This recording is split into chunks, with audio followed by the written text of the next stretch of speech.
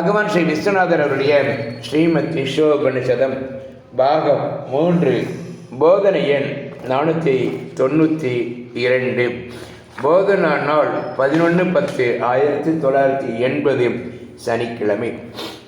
எப்பொழுதானாலும் சரி, யாருக்காக ஆனாலும் சரி, எதற்காக ஆனாலும் சரி, என்ன செய்தாலுமே குற்றமே, துக்கத்திற்கு ஏதுவே கர்மம்.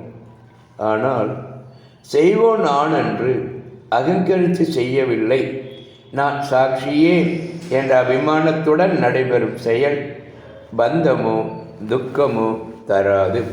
ஓம் சாந்தி சாந்தி சாந்தி.